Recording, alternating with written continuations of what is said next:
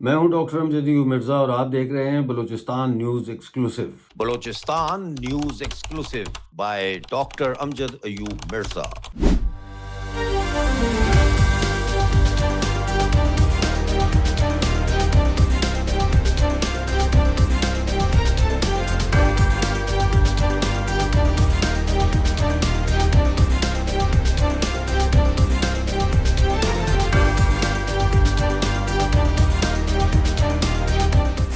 بلوچستان سے متعلق خبریں جاننے کے لیے چینل کو جوائن کیجئے، سبسکرائب کیجئے، ویڈیو کو لائک اور شیئر ضرور کیجئے۔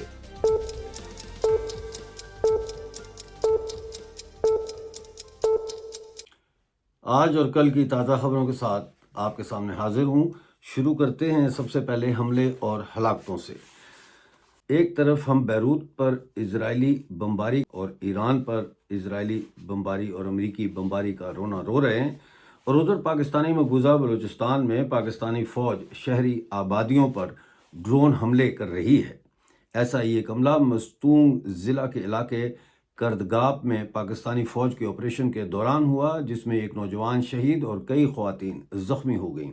یہ حملہ کردگاپ کے علاقے گرینا کلی موسیٰ خان میں ایک گھر پر ہوا، جس میں عبدالصمد ولد عبدالواحد سرپراہ زخمی ہوئے، لیکن طبی امداد کے لیے کوئٹہ لے جاتے ہوئے راستے میں دم توڑ گئے۔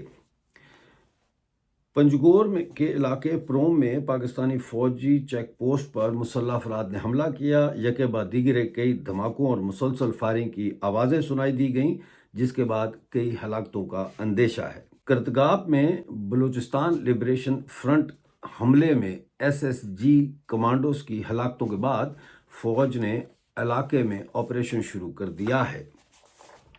7 اپریل کو مستونگ کے علاقے کردگاپ میں ایک سول گاڑی میں سوار 5 SSG کمانڈوز کو بلوچستان لبریشن فرنٹ سرمچاروں نے ناکے پر نشانہ بنا کر ہلاک کر دیا۔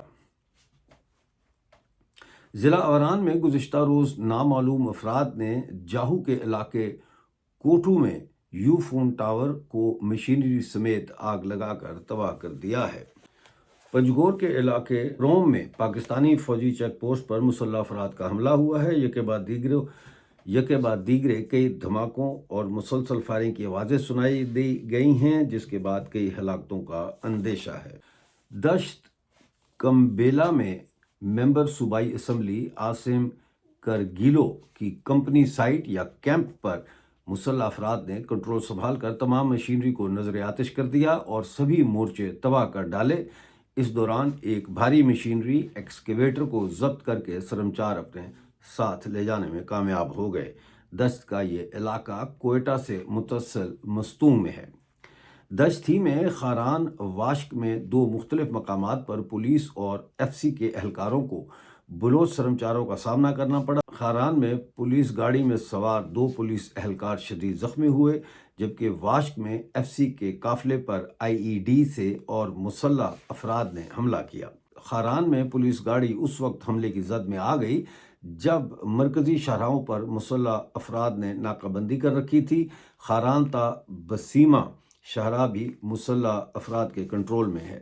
خاران کے علاقے نوروز کہلاٹ میں مسلح بلوچ سرمچاروں نے بڑی تعداد میں چوکیاں قائم کر رکھی ہیں اور سنیپ چیکنگ کا سلسلہ جاری ہے، اور خاران تا بسیمہ روڈ سرمچاروں کے قبضے میں بتائی جاتی ہے۔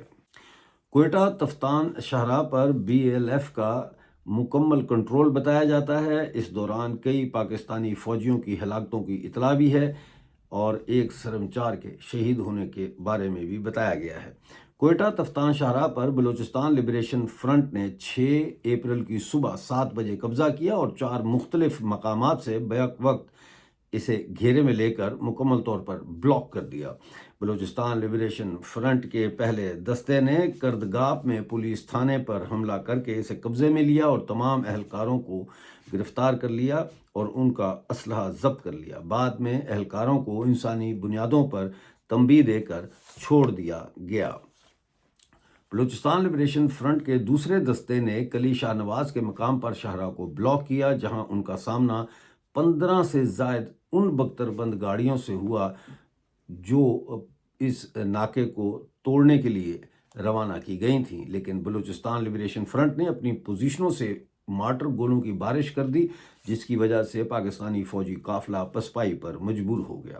بلوچستان لبریشن فرنٹ کے تیسرے اور چوتھے دستے نے کوئٹہ کی حدود میں واقع پنج پائی کے 2 مقامات پر گھات لگائی، جس کی وجہ سے کئی گھنٹوں تک پاکستانی فوج کی زمینی کمک مفلوج رہی۔ اسی دوران نوشکی کی سمت سے 20 سے زائد فوجی گاڑیوں کا ایک اور فوجی قافلہ کردگاب کراس پر سرمچاروں کا گھیرا توڑنے کی کوشش کرنے کے لیے آگے بڑھا، لیکن شدید جھڑپ میں سرمچاروں نے راکٹ لانچرز، گرنیڈ لانچرز اور خودکار ہتھیاروں سے فوج کی 3 گاڑیاں مکمل طور پر تباہ کر دیں اور کئی فوجی ہلاک کیے۔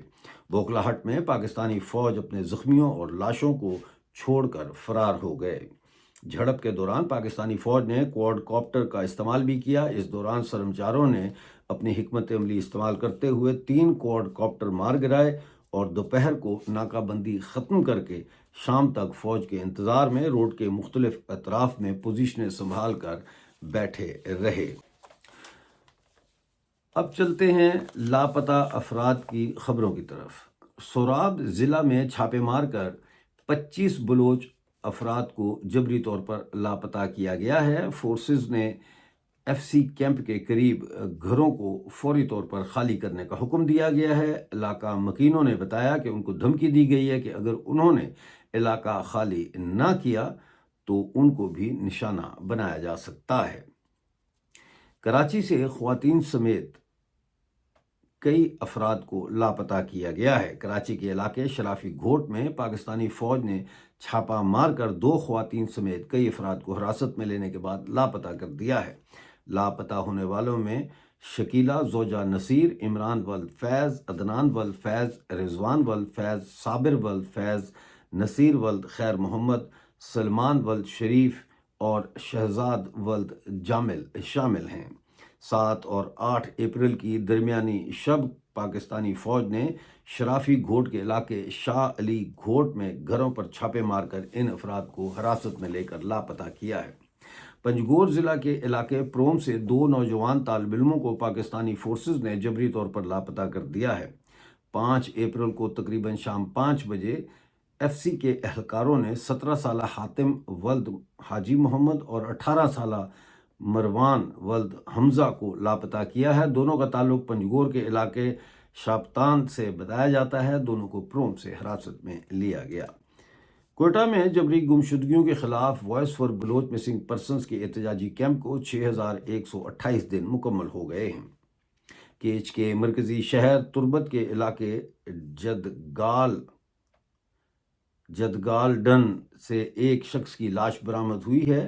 جاں بحق شخص کی شناخت قمبر علی ولد خدا بخش کے نام سے کی گئی ہے، جو بلیدہ کے علاقے سلو کا رہائشی تھا۔ ذرائع کے مطابق قمبر علی کئی ماہ سے لاپتہ تھے۔ قمبر علی کے جسم پر گولیوں کے نشانات تھے۔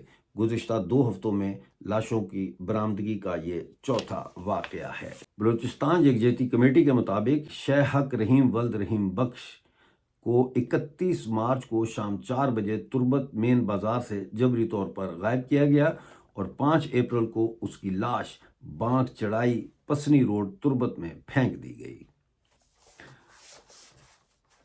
ناظرین، یہ جو طریقہ ہے میرا اب اس طرح سے اس کو خبریں کی طرح پڑھنے کا، یہ آپ کو پسند آیا ہے؟ اس کے بارے میں ضرور بتائیے گا، کیونکہ میں نے یہ سوچا ہے کہ اس کو نیوز کی طرح پڑھا جائے، ان کو ترتیب دے کر۔